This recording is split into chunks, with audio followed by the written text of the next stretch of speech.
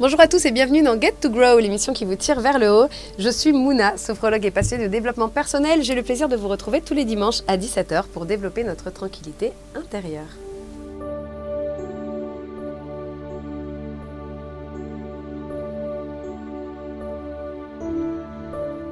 Aujourd'hui, nous parlons de l'enfant intérieur, une idée qui peut sembler mystérieuse au premier abord, mais qui résonne avec chacun d'entre nous. Cette idée, issue d'une succession de recherches depuis les travaux fondateurs de Freud jusqu'aux récentes découvertes, nous révèle comment les conflits non résolus de notre enfance laissent des empreintes profondes dans notre vie d'adulte. Mais qu'est-ce que l'enfant intérieur et en quoi est-il si important pour notre développement personnel? Imaginez votre enfant intérieur comme une ressource vivante de souvenirs, d'émotions de notre enfance. Tout ce que vous avez vécu dans votre jeunesse réside en lui, vibrant d'une énergie encore inaltérée. Cet enfant intérieur aspire simplement à être entendu par l'adulte que vous êtes devenu.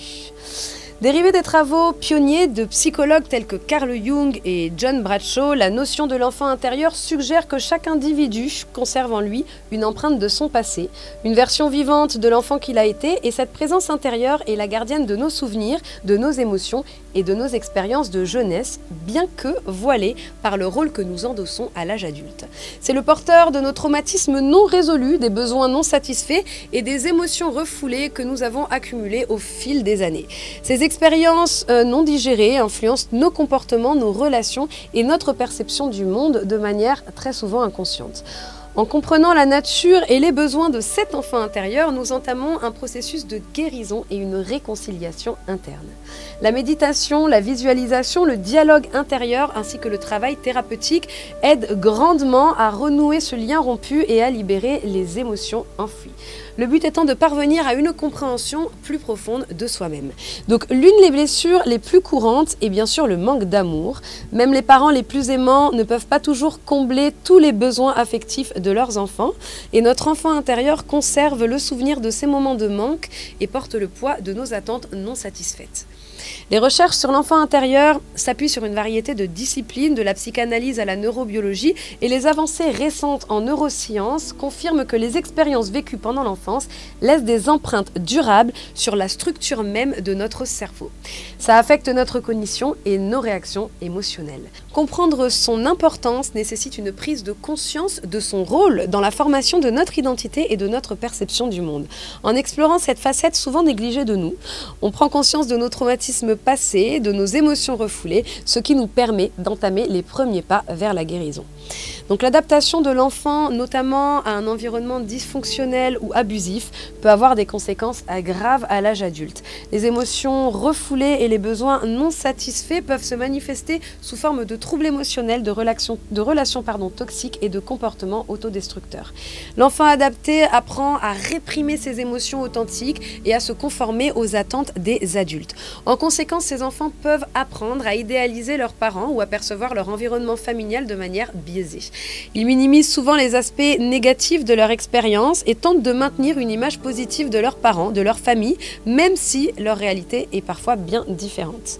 Ainsi, certains enfants développent une perception déformée de la réalité en raison de ce besoin de plaire aux adultes et la peur de confronter leur vérité sur leur environnement. Ils idéalisent ainsi leurs parents ou leur entourage en dépit des comportements abusifs ou négligents, ce qui les empêche de voir la situation telle qu'elle est vraiment. Cette idéalisation perdure bien sûr à l'âge adulte, influençant nos relations et notre perception de nous-mêmes. La guérison émotionnelle implique souvent de confronter ces mécanismes de défense et de voir la réalité telle qu'elle est vraiment, même si cela peut être très douloureux. Alors comment se réconcilier avec notre enfant intérieur ? En premier, il y a la phase de désillusion. Donc cette phase peut être l'une des premières étapes du travail de réconciliation. Au fur et à mesure qu'on explore nos expériences d'enfance, on reconnaît nos émotions refoulées et on travaille sur nous. Il est possible qu'on passe par une phase de désillusion. Il se peut qu'on réalise que les attentes qu'on avait envers nos parents ou notre enfance étaient du coup irréalistes.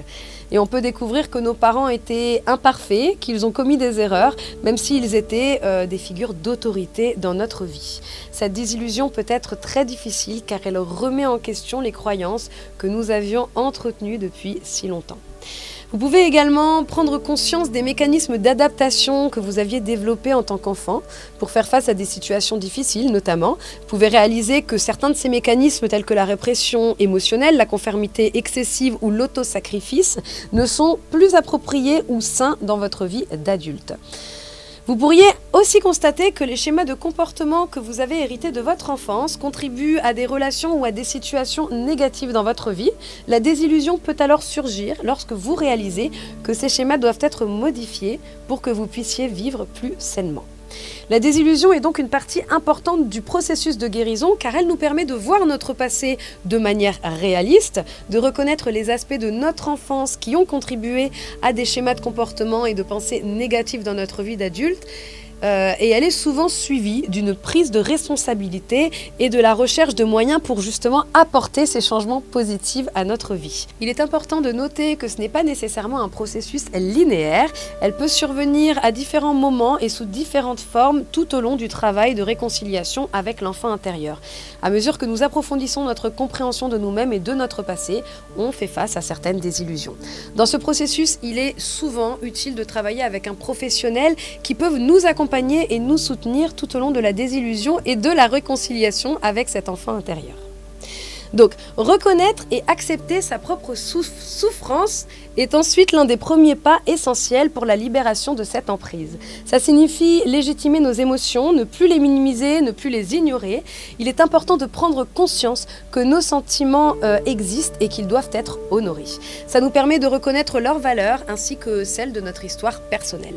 Après cette période de désillusion, il peut arriver que des émotions très puissantes surgissent. Même si les événements à l'origine de ces émotions sont très anciens, il est impératif de permettre à ces émotions de s'exprimer, de les ressentir et de ne pas les réprimer ou les refouler. L'objectif n'est pas de s'engluer dans ces émotions, mais bien de les traverser, de les vivre, de les accueillir pour finalement les transcender. Donc nous devons jouer le rôle d'un parent aimant et responsable envers notre propre enfant intérieur en veillant à ce que ses besoins soient reconnus et honorés. Ça implique prendre soin de soi, répondre à nos besoins et apporter une attention bienveillante à notre propre bien-être indépendamment de toute attente extérieure. Ça nécessite un changement de perspective en reconnaissant nos besoins, nos émotions et en modifiant nos habitudes de pensée et de comportement envers nous-mêmes. Il est essentiel de nous autoriser à ressentir, à vivre ces émotions tout en cultivant des habitudes de vie plus saines et en sachant quand chercher de l'aide auprès d'un thérapeute ou d'un psychologue. Parfois, ça nous conduit aussi à reconsidérer la relation que l'on a avec nos parents. On démystifie ces relations, on change notre perception d'eux et on reconnaît en eux l'enfant insatisfait et incompris avec lequel ils n'ont peut-être pas pu se réconcilier.